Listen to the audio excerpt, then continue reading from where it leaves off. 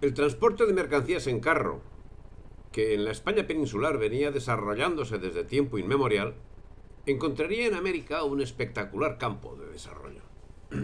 Ya las ordenanzas reales de Castilla y el ordenamiento de Alcalá de 1484, también conocido como ordenamiento de Montalvo, regulaban el funcionamiento de la Real Cabaña de Carreteros, siendo que en el título 28 del libro séptimo establece la libre circulación de las carretas por todos los términos, algo que era de vital importancia si consideramos la fragmentación territorial que significaba la existencia de distintos señoríos que imponían su propia ley. En su lucha antiseñorial, los reyes católicos marcaron un principio esencial al autorizar el pastoreo libre de los animales de transporte en condiciones análogas a las que regularan el pasto de los ganados de la misma especie que hubiese en el pueblo respectivo donde en ese momento estuviesen transitando. El número de carros y de bestias de carga, por supuesto, evolucionó en el tiempo y en unos territorios más que en otros. Así, en el siglo XVIII en la península había unos 14.000 carros, y en Madrid, para 1784, se calcula que diariamente entraban unos 700 carros y unas 5.000 bestias de carga. Lo referido hasta el momento señala que el transporte era objeto de atención especial por parte de las administraciones públicas, una cuestión que comportaba altos costos y dependía en gran medida de diversas instituciones e instrumentos financieros. Y en América no sería diferente. También ahí las carretas, los arrieros, los bueyes y las mulas serían de vital importancia para la conformación de un sistema de transporte terrestre que fuese capaz de articular los mercados. Y lo hizo hasta que fueron desplazados por métodos modernos que comenzaron a aparecer en la segunda mitad del siglo XIX. Pero todo debía empezar de un estadio más primario, debiendo acondicionar los caminos preexistentes y debiendo atender su permanente prolongación, así como la creación de nuevas vías. Pero bueno, ese es otro asunto. Ya en agosto de 1519, antes de acometer la toma de Tenochtitlán, se construyeron unas carretillas para cargar cañones. Lógicamente, el desarrollo de los carros vendría inmediatamente después. Su implantación sirvió además como liberación para los indios tamemes, en cuya mente adquiría un valor mítico religioso que al final favorecía la evangelización. Pero es que ese valor mítico religioso no se basaba en la nada, porque la ley lo avalaba cuando en 1575 el virrey Enríquez prohibía que los indios fuesen utilizados como tamemes. Decía, aunque sea con paga y para poco camino, e imponía una multa de 10 pesos por cada infracción cometida. Y la ley se cumplía. Como muestra, el 11 de octubre de 1582 fue arrestado Juan Raudor, a quien le fueron confiscadas 24 cargas de cacao por uso ilegal de cargadores.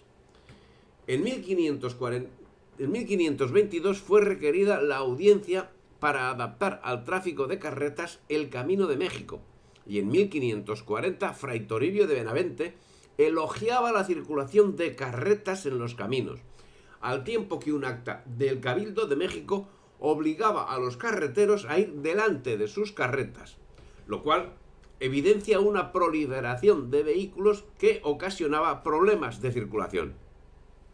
Y para 1553, las administraciones se esforzaban en la construcción de puentes y vados que mejorasen el tránsito de carretas, lo que llevó a que determinados tramos de calzada como el existente entre Querétaro y Zacatecas fuesen empedrados. Ese acondicionamiento estuvo motivado por la presión social y la necesidad de abastecimiento de los diferentes núcleos urbanos, lo que dio lugar a la creación de una red de servicios que daba lugar también a nuevos puestos de trabajo y al bien general. Pronto empezaron a despuntar algunos centros carreteros y fue necesario el tratamiento del asunto en las leyes, teniendo reflejo en las ordenanzas de descubrimiento, nueva población y pacificación de las Indias, publicadas en el año 1573 por Felipe II, por las que se ordenaba que las ciudades se construyesen en lugares que facilitasen el abastecimiento y su acarreto. Las clases altas, lógicamente, potenciaron el desarrollo de los carros para convertirlos en coches, siendo que en 1603 el nuevo virrey Marqués de Montes Claros fue recibido en Veracruz por coches enviados por su antecesor, el conde de Monterrey. Pero si el mantenimiento de un coche requería un poder económico, fletar una carreta requería un fuerte aporte económico y un importante aporte laboral. Hay que considerar que en América cada carreta necesitaba al menos 6 bueyes arrastrando y 2 o 3 adicionales para reemplazo. Y el precio de cada buey rondaba los 9 pesos. Y para atender la carreta y los 9 bueyes, número que en ocasiones era superior, se precisaba el concurso de 2 o de 3 arrieros, que también cobraban su soldada, naturalmente. Eso nos indica que la actividad de los carreteros no era cuestión económica de carácter menor, siendo que los propietarios de carros y de recuas de mulas componían un sector social de gran influencia por el poder económico que representaban, algo que se pondría de manifiesto el año 1780 con la sublevación de Tupac Amaru II, que era un potentado propietario de mulas en concreto. Tal era su preeminencia que llegaron a tener una gran imbricación con los acuñadores de moneda, ya que su concurso aseguraba el abastecimiento de las minas, especialmente del azogue, mercurio procedente de Almadén, cuyo suministro llegó a ser de 1000 quintales anuales durante un periodo que luego fue incluso superior. Importantes propietarios de carros y de recuas de mulas hicieron valer sus servicios y llegaron a acumular decenas de carros y más de 1000 semovientes. En cualquier caso, no estamos hablando de un mundo capitalista, sino sometido a los controles que eran propios de un reino regido por los principios emanados de la Escuela de Salamanca. En esa situación, toda expedición era una aventura que debía medir pormenorizadamente los riesgos. Organizada una carreta, se organizaba también el viaje, que generalmente constaba de un grupo de carretas que compartían camino, y junto a ellas mulas de carga, otras caballerías y por lo general otra carreta encargada de transportar los suministros necesarios para el viaje, y todo bajo el control de un capataz. Pero no acaba ahí la cadena, porque en torno a la carreta surgió un elenco de necesidades que dio lugar al concurso de carpinteros encargados de las reparaciones. Los viajes, tanto los desarrollados a lo largo de la Nueva España como los llevados a cabo en los Andes o en el resto de los inmensos territorios americanos, no estaban ausentes de riesgos de todo tipo. Así, en lo relativo a los aspectos económicos, era normal que las pérdidas ocasionales fuesen asumidas de forma colectiva y de forma proporcional al riesgo comprometido en cada viaje. Y es que, además de las enormes distancias que afrontaban, tengamos en cuenta que el camino real de tierra adentro llegó a tener una longitud de 2600 kilómetros, los carreteros, y más que ellos, los arrieros, debían afrontar en otras ocasiones altitudes y lugares especialmente comprometidos, como puede ser el caso de las regiones andinas, donde serían predominantes las rutas de herradura, ya que en no pocas ocasiones el terreno era impracticable para los carros.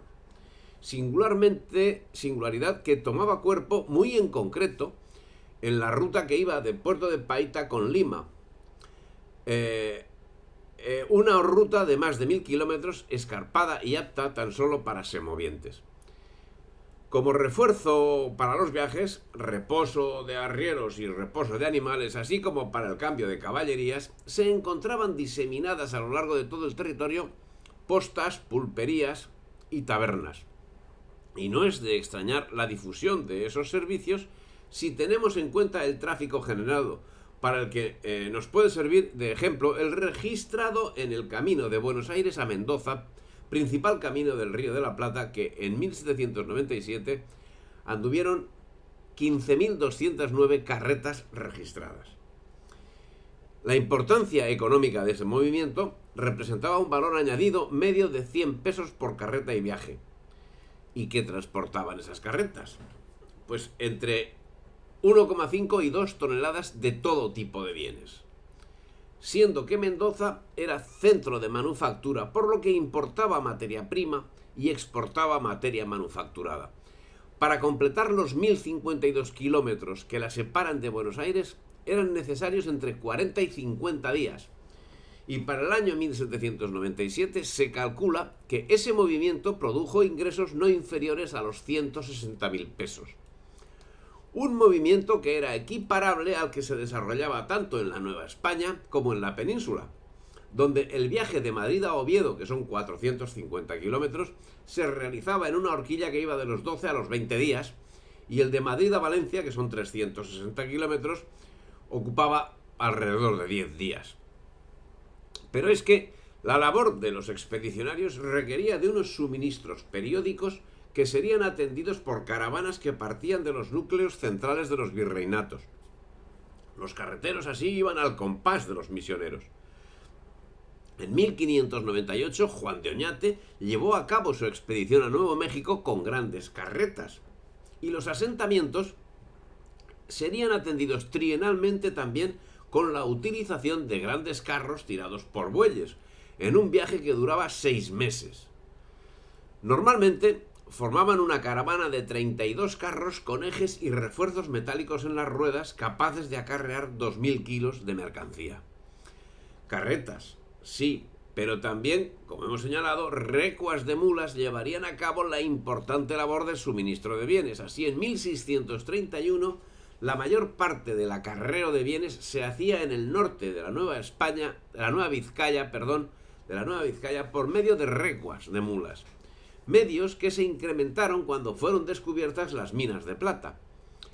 Y el trasiego de los carreteros y arrieros daría lugar al crecimiento de poblaciones de todo tipo, de mayor y de menor entidad, donde crecía la actividad industrial y de servicios.